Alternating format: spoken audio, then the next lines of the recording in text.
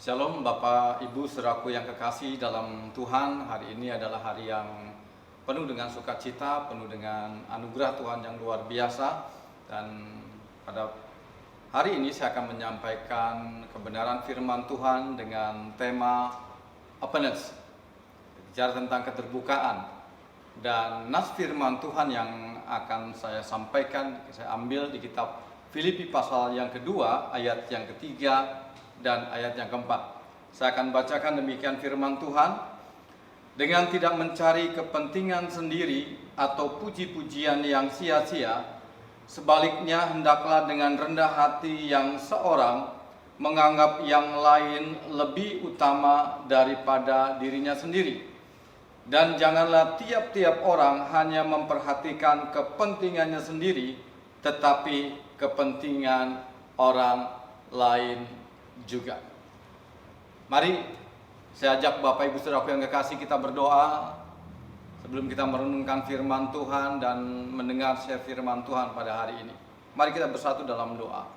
Bapa Surgawi, terima kasih buat kasih setia dan anugerah-Mu yang besar, anugerah-Mu yang luar biasa dalam kehidupan kami.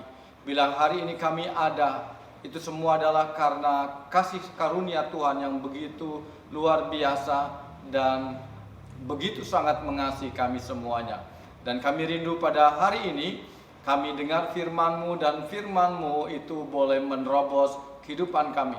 Firman-Mu itu menjamah kehidupan kami, firman-Mu memerdekakan kehidupan kami.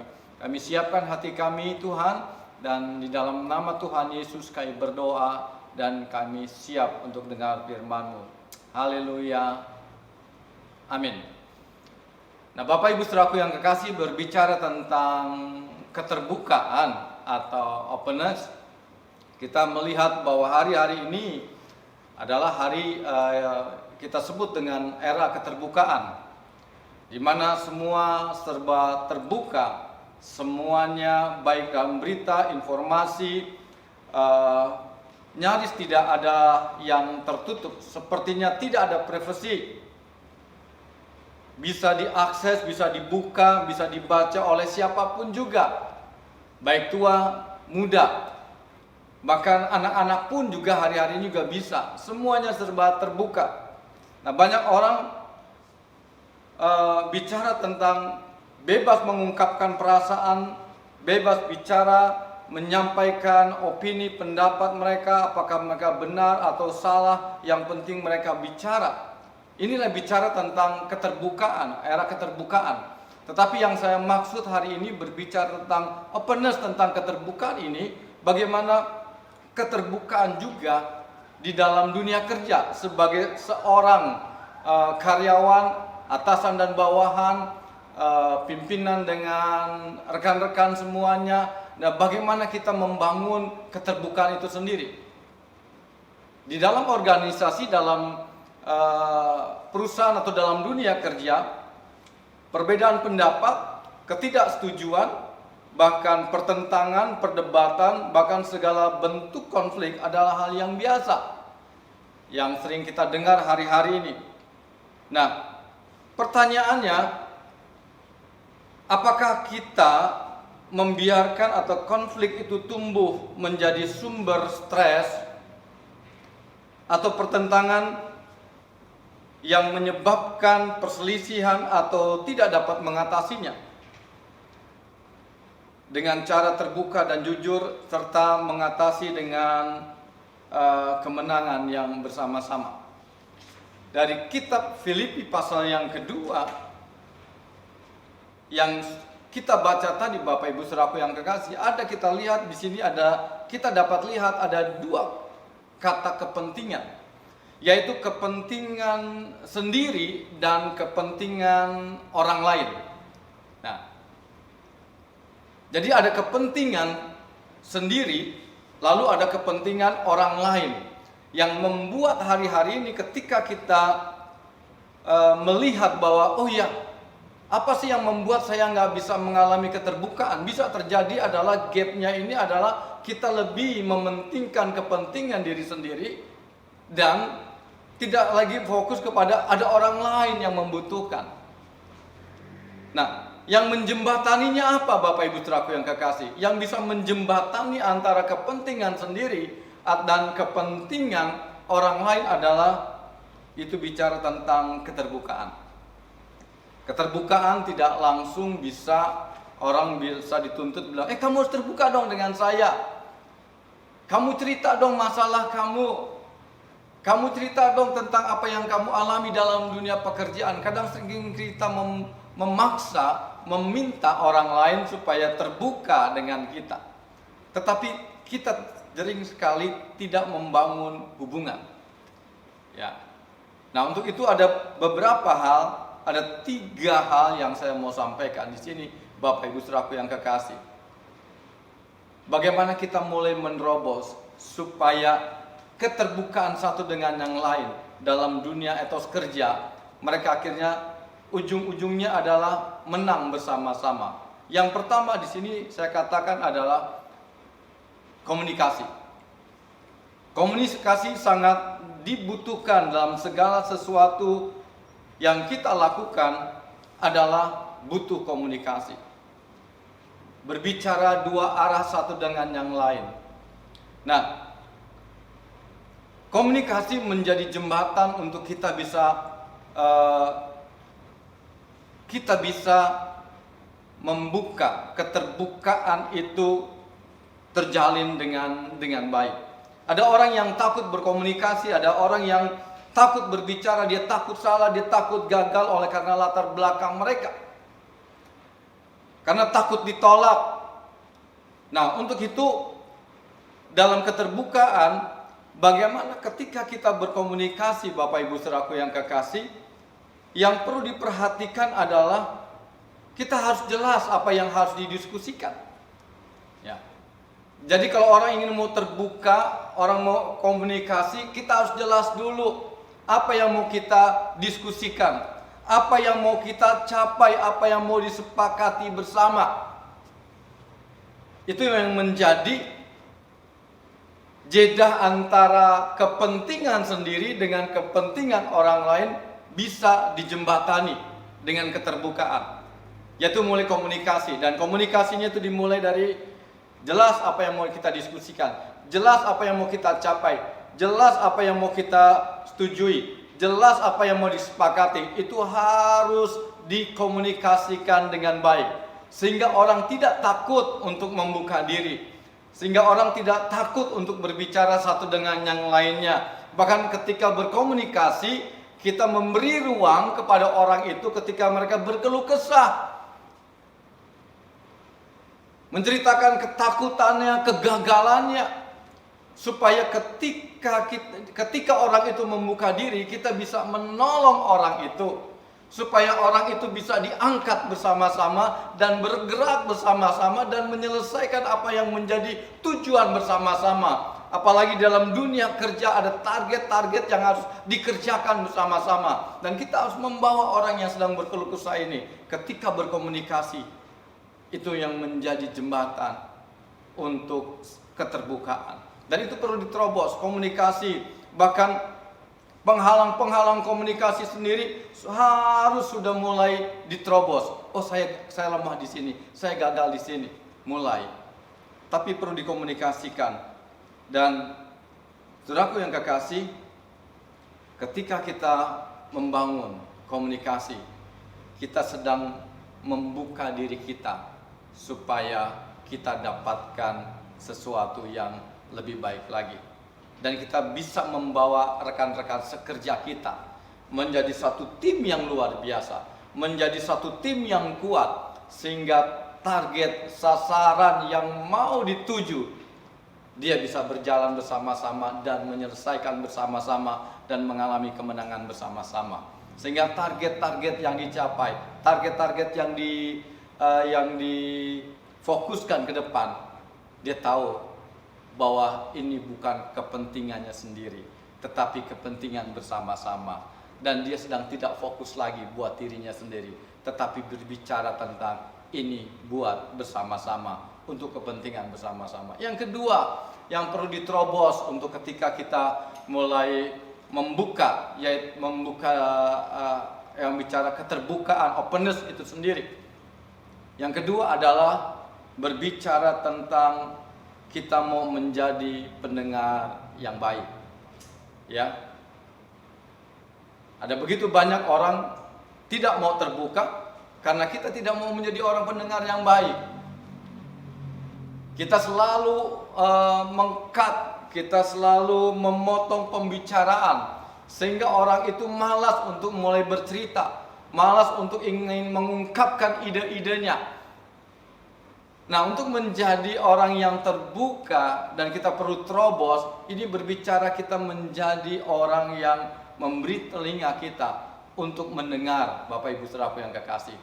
Mendengar itu sangat penting, memberi telinga kita ketika orang lain memberi pendapat, ketika orang itu berbicara. Yang kedua, kita harus tangkap pesan-pesannya. Sehingga tahu, oh ya, dia memberikan suatu informasi yang luar biasa. Sehingga ide-idenya ketika didengar, dia sangat bergairah untuk menceritakannya. Karena kita menjadi orang yang membuka diri. Kita menjadi orang yang terbuka. Dan orang mulai menceritakan segala gagasan dan ide-idenya.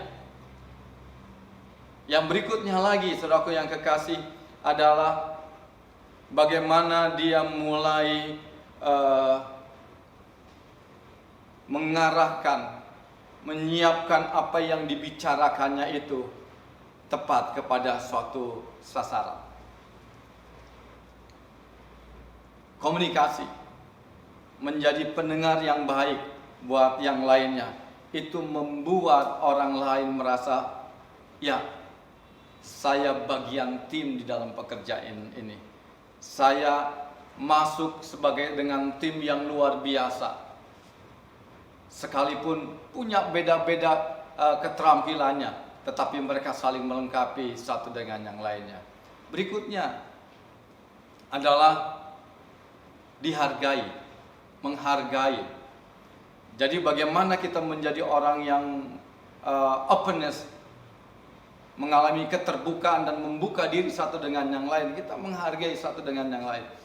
Jika kita menghargai diri kita sendiri, kita pasti juga akan menghargai orang lain, menghargai pendapat mereka, menghormati pendapat mereka, dan saling menghargai itu akan membuat menyelesaikan setiap masalah demi masalah. Tetapi ketika kita mulai memaksa diri kita sendiri, memaksa kehendak kita sendiri, orang akhirnya mulai menarik diri dan mereka tidak mau terbuka. Dan mereka akan lebih baik adalah, ya sudah, lebih bagus saya kerjakan sendiri. Ya, lebih bagus saya tidak usah masuk di dalam tim.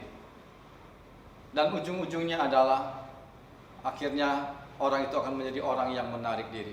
Kita tidak mau hari-hari ini. Justru dalam kondisi yang seperti ini, Tuhan sedang bawa Bapak Ibu Saudaraku yang kekasih untuk melihat perkara-perkara yang besar. Dalam pandemi ini, dalam era keterbukaan ini, Tuhan ingin memakai kehidupan Bapak Ibu Saudaraku yang kekasih di dalam dunia pekerjaan, juga mendatangkan berkat, dan Tuhan berkarya dengan luar biasa. Dan kata kunci di dalam keterbukaan itu sendiri adalah, kita balik lagi kitab Filipi pasal yang kedua, ayat yang ketiga, dengan tidak mencari kepentingan sendiri atau puji-pujian yang sia-sia, sebaliknya dengan rendah hati seorang menganggap yang lain lebih utama daripada dirinya sendiri. Kata kuncinya untuk keterbukaan adalah kerendahan hati. Ya. Orang yang sombong, orang yang membentengi sendiri, orang yang merasa dirinya lebih hebat, dan orang yang hanya fokus hanya untuk ke dirinya sendiri, itu tidak akan pernah membuahkan hasil yang besar. Dan itu hanya untuk kepentingannya sendiri saja. Tetapi kunci keterbukaan adalah kerendahan hati. Diangkat segala subung kesombongan, tetapi mau bekerja bergerak bersama-sama untuk menyelesaikan satu proyek yang luar biasa, dan mereka bisa menyelesaikannya karena kunci daripada keterbukaan adalah kerendahan hati. Dan biarlah setiap kita anak-anak Tuhan yang dipercayakan ada dalam suatu perusahaan, dalam tempat pekerjaan, kerendahan hati menjadi kunci keterbukaan, dan engkau menjadi orang yang siap untuk menjadi berkat. Engkau akan menjadi pribadi yang siap untuk dimana Tuhan dimuliakan di dalam kehidupanmu. Ketika engkau terbuka, ketika engkau rendah hati, engkau akan bisa melihat orang akan mendapat anugerah dari hidupmu, dan engkau akan diberkati oleh Tuhan. Yang kedua adalah perlu ada kesepakatan satu dengan yang lain. Amos 3 ayat 3 dikatakan, berjalankah dua orang bersama-sama jika mereka belum berjanji? Ya. Kerendahan hati menjadi kunci bagi kita. Dan di dalam keterbukaan, dalam menyelesaikan segala sesuatu, butuh namanya komitmen. Berjalankah dua orang bersama-sama jika mereka belum berjanji? Sangat penting, rekan-rekanku, saudara-saudaraku yang kekasih, seperjanjian, sepakat. Ya, kalau engkau ingin orang dalam openness ini, keterbukaan ini, penting sekali juga yang namanya kesepakatan, seperjanjian satu dengan yang lainnya. Ketika seperjanjian, saudara yang kekasih di dalam Tuhan, engkau apapun yang akan dikerjakan akan berhasil. Amin. Tuhan ingin lakukan perkara yang luar biasa. Di kondisi pandemi ini, Tuhan akan memakai seluruh kehidupanmu jadi berkat di mana engkau ditempatkan dalam dunia pekerjaan, dan kemuliaan Tuhan dinyatakan dalam kehidupan. Amin. Mari kita berdoa. Bapa Surgawi, terima kasih buat segala anugerah dan kasih-Mu yang besar ya Tuhan. Kami boleh melihat bahwa hari-hari ini Tuhan sedang membawa umat Tuhan. Hari-hari ini Tuhan sedang membawa orang-orang percaya untuk boleh melihat bagaimana ketika mereka sepakat, ketika mereka sepakat seperjanjian, mereka akan melakukan perkara-perkara yang luar biasa. Ketika mereka tidak mementingkan dirinya sendiri, tetapi mengutamakan orang lain, mereka akan bisa menjadi pribadi yang membuka diri. Openness, keterbukaan terjalin satu dengan yang lainnya. Hubungan satu dengan yang lainnya dipulihkan. Hubungan antara pemimpin dengan orang-orang yang dipimpin mengalami pemulihan, dan mereka mengalami keterbukaan, dan mereka bersama-sama mengerjakan perkara-perkara yang besar. Apa yang ditargetkan, apa yang digolkan, apa yang direncanakan, ketika mereka terbuka, mereka berkomunikasi, mereka didengar, mereka dihargai satu dengan yang lainnya. Mereka bisa melihat sepakat ya Tuhan, dan apa yang dikerjakan bersama-sama berhasil, apa yang ditargetkannya berhasil. Oleh karena mereka tahu Tuhan, mereka lakukan bukan untuk kemuliaannya, tetapi mereka tahu untuk kemuliaan Tuhan. Dan kami berdoa saat ini, Tuhan memberkati setiap kami semuanya. Tuhan memberkati dengan anugerah dan kasih-Mu yang besar, anugerah-Mu yang luar biasa, itu mengalir ya Tuhan atas setiap umat-Mu, atas setiap kami yang hadir dalam persekutuan hari ini. Tuhan berkarya dengan luar biasa. Bapa, kami berdoa saat ini juga Tuhan, Engkau memberkati para pimpinan di kantor Telkom Tuhan. Kami berdoa saat ini Tuhan, Engkau yang memimpin mereka, Engkau yang menyertai mereka, dan Tuhan yang mengurapi mereka, Tuhan yang menjagai mereka. Apa yang mereka kerjakan berhasil. Mereka memiliki kesehatan yang luar biasa. Mereka memiliki kerjasama tim yang luar biasa ya Tuhan. Kami berdoa berkati setiap para pimpinan di Telkom di dalam nama Tuhan Yesus. Tuhan menyertai mereka, Tuhan menjagai mereka, Tuhan mengurapi mereka, dan Tuhan menyertai keluar masuk mereka, dan mereka boleh memimpin perusahaan ini di dalam anugerah Tuhan, di dalam kasih Tuhan, dan mereka diberkati dengan anugerah Tuhan yang luar biasa.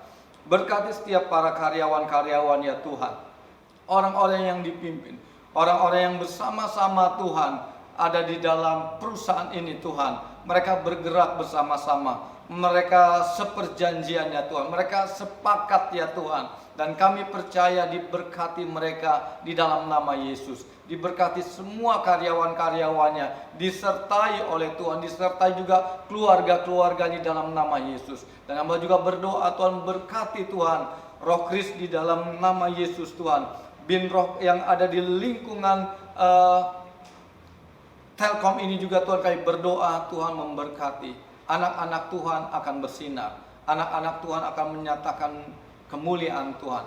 Anak-anak Tuhan menjadi berkat, anak-anak Tuhan menjadi anugerah dimanapun mereka berada Tuhan. Di dalam nama Yesus, dan anak-anak Tuhan menjadi orang-orang kepercayaan Tuhan.